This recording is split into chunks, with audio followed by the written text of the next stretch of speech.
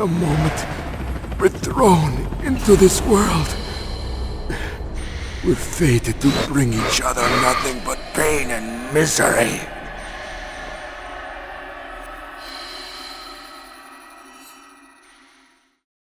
When the first Metal Gear Solid was released for the PlayStation in 1998, it opened up a chapter of video game history whose magnitude no one at the time, most likely not even the series creator Hideo Kojima himself, could have remotely anticipated. But I'm neither talking about the quality, longevity, commercial success, nor its convoluted story arc of epic proportions. No, I'm talking about the way in which never-before-seen features like Psycho Mantis' legendary fourth wall break introduced the world to the unmistakable handwriting of a creator whose creed has always been to break standing conventions in order to evolve video games into the next evolutionary step. A frisky and bold visionary whose prime directive is to boldly go where no one has gone before. Sorry, that was corny. Hideo Kojima originally aspired wholeheartedly to become a filmmaker. This is a man who lives and breathes film, but ultimately ended up as a game designer for Konami for a number of reasons. This aspect of his career, from time to time, gets brought up as a spiteful questioning of his qualities as a creator. He wasn't good enough to get into film, so he stooped to make video games. I think, so what? Here's a game designer who understands like few others in the industry the importance of not cheaply parodying the big sister film, but to fully use the unique capabilities of the medium of video games in order to endow stories with meaning that no other medium could convey in this magnitude. What happens when you free such a thorn in the side of every profit-oriented investor from all the corporate shackles he's been constrained under for nearly 3 decades and give him access to all the creative means and freedom he desires? Apparently, his answer to that question is Death Stranding. Since the first trailer aired about half a year ago, several people behind the game's curtains, including the director himself, had vividly proclaimed how this undertaking of his will not only uphold Kojima's tradition of overstepping boundaries of contemporary game design conventions, they went as far as claiming that it would be an evolution of the way we perceive video games like nothing we've seen before, and that we are not ready. As it happens, I was already working on a video essay that would fundamentally deconstruct the concept of the Homo Ludens in order to unravel what Kojima might be planning to be the figurative rope in his stick and rope metaphor. But now, with the release of the game's second trailer at the Game Awards in early December, a lot of what it showed seemed to immediately confirm this hypothesis I was working on. So let's break it all down, one by one, and once again dive into Kojima's rabbit hole of megalomaniacal ideas. Because what's clear to me now is that with Death Stranding, he doesn't just aim to break the fourth wall anymore. He wants to shatter it beyond any semblance of repair.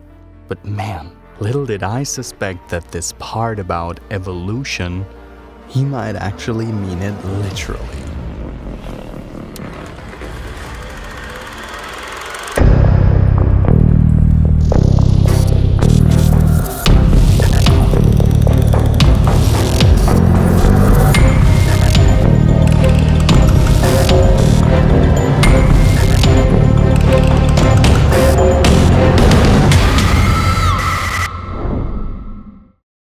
An idea is like a seed. Once planted in a person's mind, its growth is determined by how well it is nourished. Without lasting relevance, it might wither and die, or become ousted by other ideas that occupy a larger space in the mind space of the host. Some ideas, though, strike roots and grow from a captivating notion into a fundamental ideology that overshadows and influences every thought that blossoms in its wake. Psycho Mantis is one of Kojima's characters that encapsulates several seeds that stuck and gradually grew into a majestic tree, casting its shadow on the way his ideas have evolved and taken shape over the years. And even though he's not going to be an actual character in Death Stranding, his ideological footprints are scattered all over the game's symbolic language. Now, since not everybody is familiar with the story of Tredje Rybionak, the third child, and the implications his character had on the Metal Gear universe and the gravity of the game's mechanics as a narrative metaphor, let's take a brief look at his seminal encounter with Solid Snake during the Shadow Moses incident, because this is really important.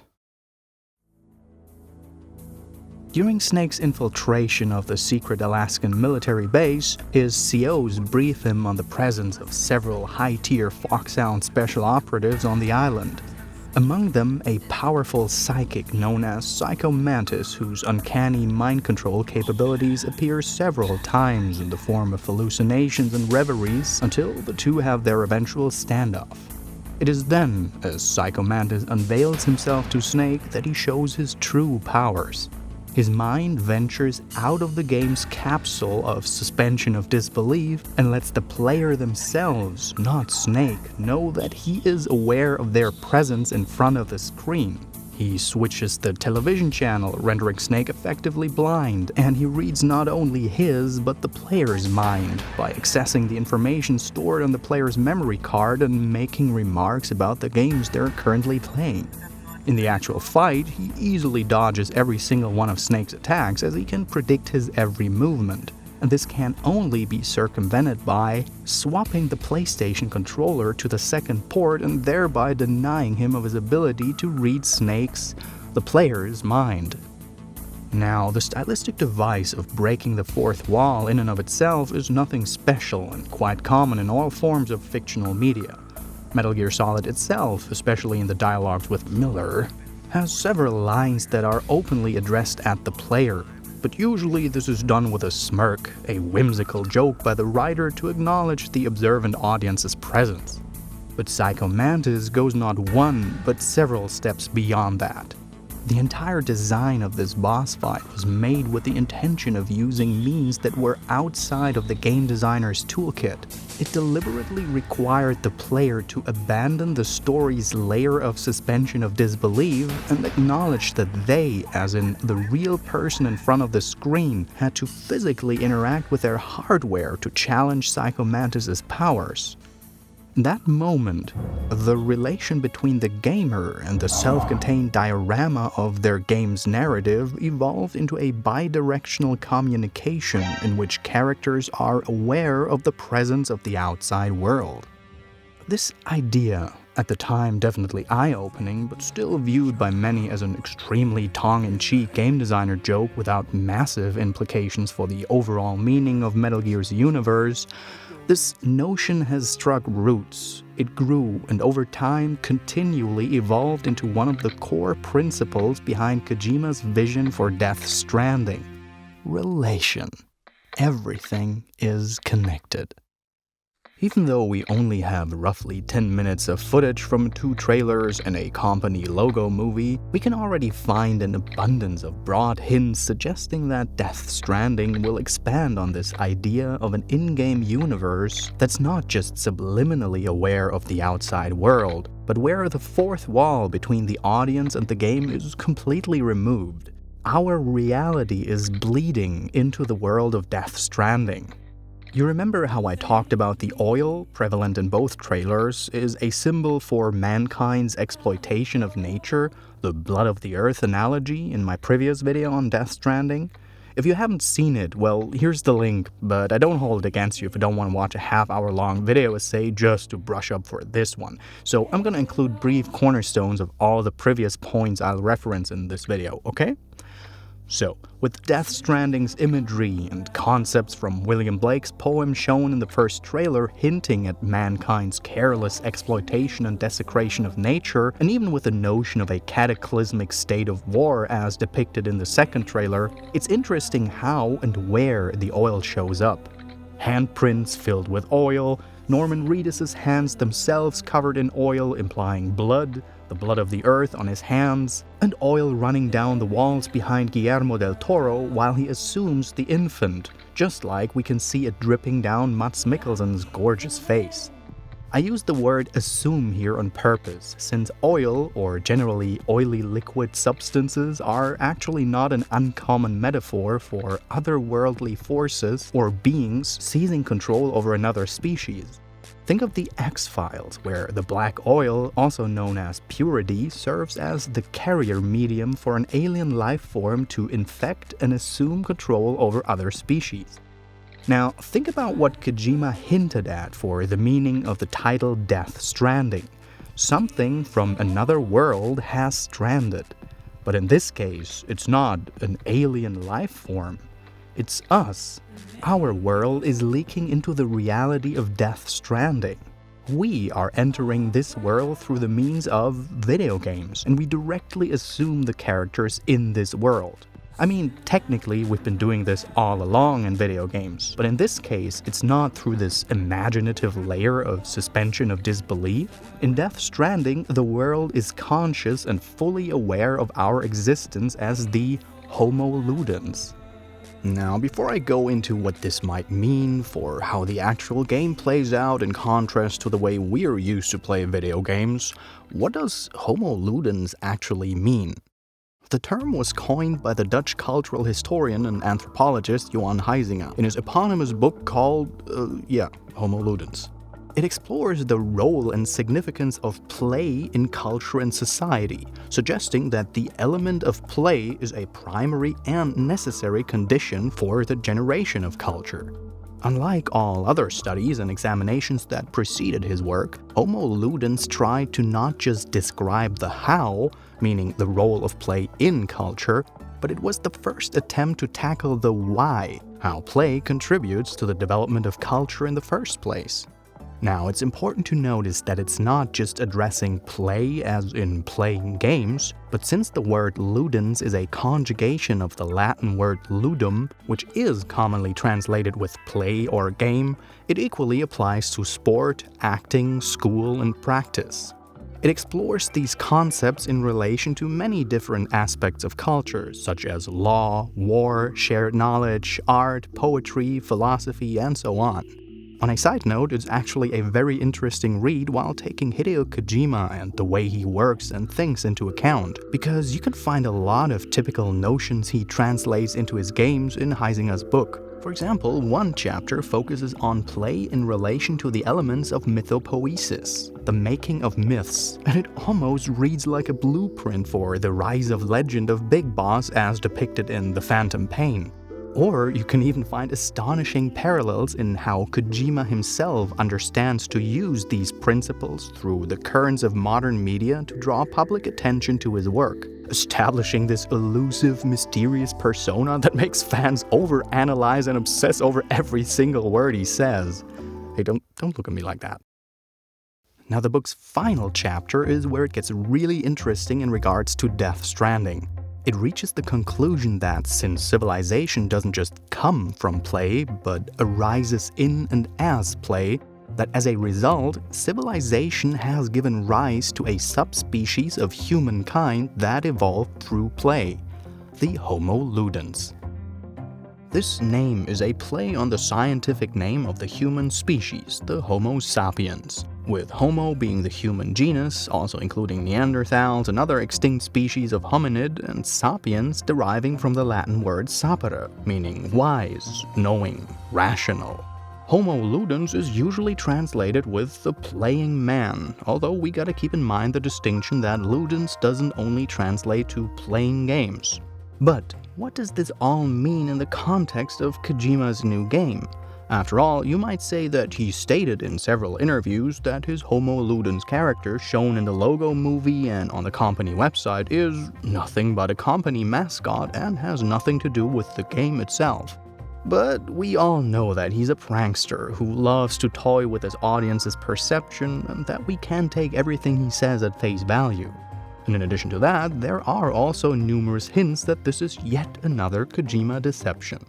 For instance, I already mentioned in my last video that the face we see inside the suit in one of the promotional pictures looks uncannily like Norman Reedus himself, and that was already at a time when Kojima had stated that no, this is not Reedus, this is actually a shot of him.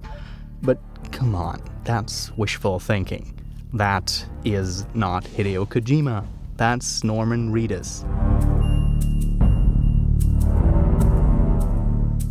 Think about it. The 3D representation of naked Norman in the first trailer has the real tattoos of the actor rendered on the model. Now, why would the artists even go the extra mile to include a visual aspect that actively takes away from the game's suspension of disbelief? Now, add to that the fact that the protagonist in the second trailer is portrayed by Guillermo del Toro, but when you look at the end credits, it mentions only Norman Reedus and Mikkelsen to be starring in the game. This is not a character played by Guillermo del Toro. This is Guillermo, just as this is Norman Reedus, their embodiment as Homo Ludens within the virtual universe of Death Stranding.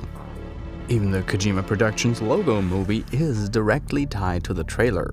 Aside from Moby Dick, the almost universal allegory for mankind leaning arms against superior forces of nature, was already hidden in trailer number 1, resurfacing in the Ludens trailer.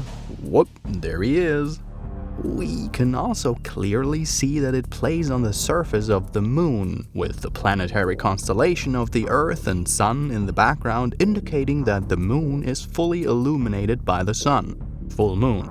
We can also see a part of the Earth that's currently in daytime, from where it's possible to see the moon as well. And this is where the second trailer of Death Stranding is taking place, right this very moment. You probably remember the quote-unquote inverted rainbow shown briefly in the beginning of the second trailer, right? Such a phenomenon does in fact occur in nature, but it is not a rainbow. A rainbow is caused by reflection, refraction, and dispersion of sunlight in water droplets or vapor, resulting in a spectrum of light appearing in the sky. But with the sunlight's possible range of entry angles, it is virtually impossible for a rainbow to appear in such an elevated position that it appears upside down to the observer. This is called a circumzenithal arc or Bravais arc. It's similar in appearance but belongs to the family of halos and arises from refraction of light through ice crystals rather than raindrops. It can be caused by sunlight, but a specific type of this phenomenon, which is not as uncommon as most people might think, is the lunar circumzenithal arc, which tends to originate when the moon is very bright, as in full moon, and ideally when the light source enters the Earth's atmosphere at an angle of around 20 degrees. And this is almost exactly what the constellation in the Kojima Productions movie depicts. According to the theories established in Charles Darwin's 1859 publication On the Origin of Species and the evolutionary biological research that built on this foundation, the natural course of biological life took an estimated 3.5 billion years until the Homo sapiens emerged from the last universal common ancestor. Species reproduce, following the biological imperative, their offspring become subject to seemingly random genetic mutations, and through natural selection and extinction, new species emerge and those fit for survival persist, while the rest dies out through failure of continuing their respective hereditary branch. This ongoing formation of new species, or even new subspecies, is a gradual process that takes millions of years. But the emergence of mankind as a cultural species, through shared language, common knowledge, the abstract comprehension of past, present, and future, and ultimately its sedentary lifestyle that's largely atypical for mammals, has put a fundamental twist on the slow mills of Darwinian evolution and rendered natural selection, at least in part, obsolete. To quote one of the great philosophers of our time, "There is another organism on this planet that follows the same pattern. Do you know what it is?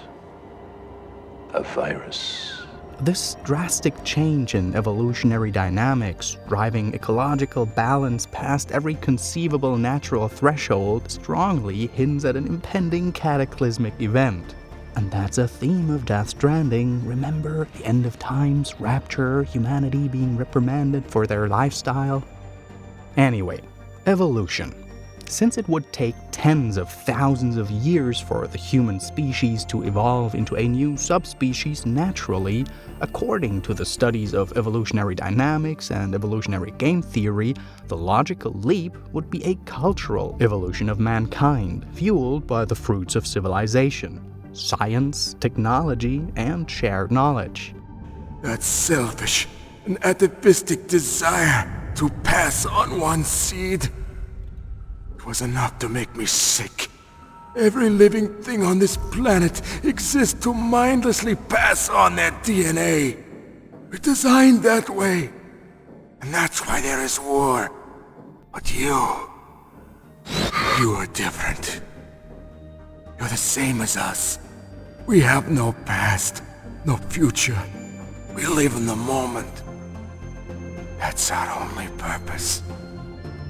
This is Kojima's idea for the role of Homo Ludens in Death Stranding, the technological realization of a cultural evolution of mankind that has already taken place through technology. You could say that with Death Stranding, Kojima Productions is creating the natural habitat for the Homo Ludens through the means of technology, through video games. It's just what it says on the tin. From sapiens to Ludens. A lot of what we're shown supports this idea. The very first character we've come to witness starts out naked, on the ground, in a fetal position, how his creator made him. Strong symbolism for the birth of a new race. In both trailers, a strong emphasis is put on the importance of infants, fetuses, and babies. The main character crying while clutching the baby with its umbilical cord still in place, while in the second trailer, we see a shattered baby doll that bears the same abdominal marks as Norman's character. We see Guillermo's character attaching what appears like a biomechanical cable to a pod with a fetus inside and activating it in the process.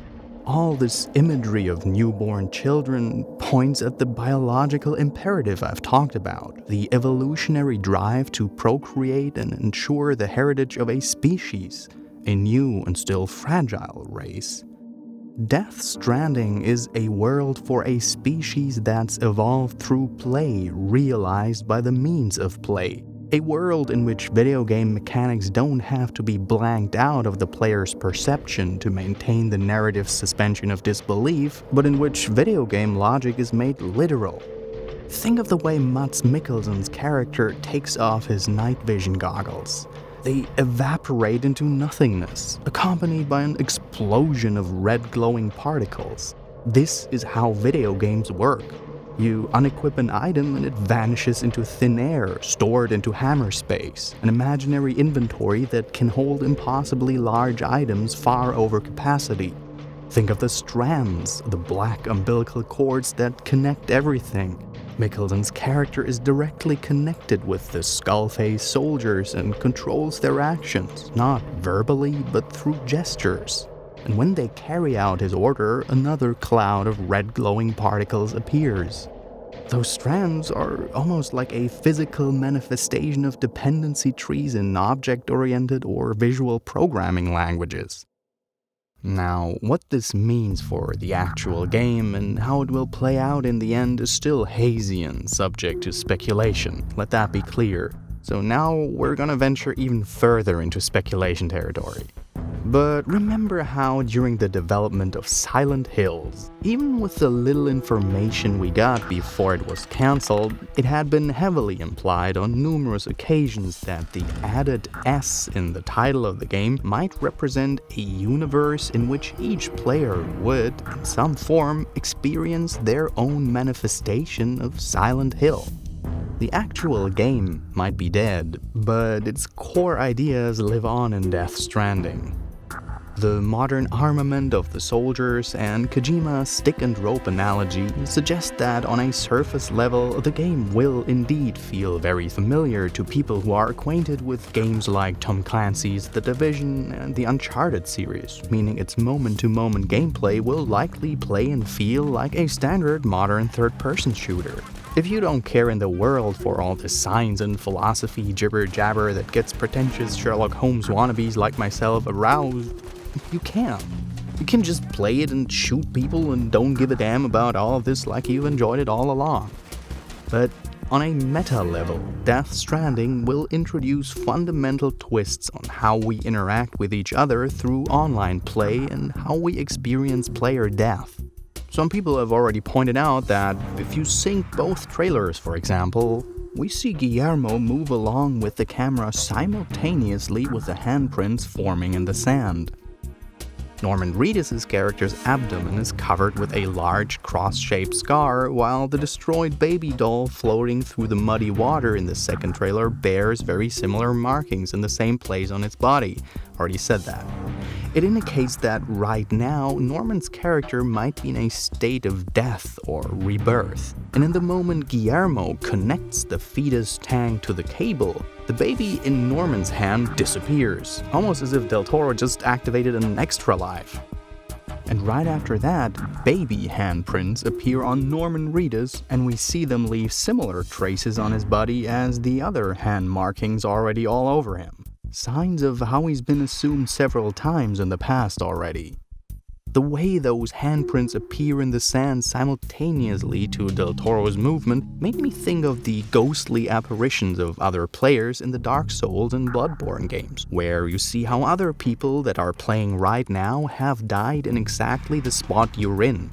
We all experience our own story while simultaneously sharing a combined universe, explaining each player's individual single-player experience within the narrative frame of the game.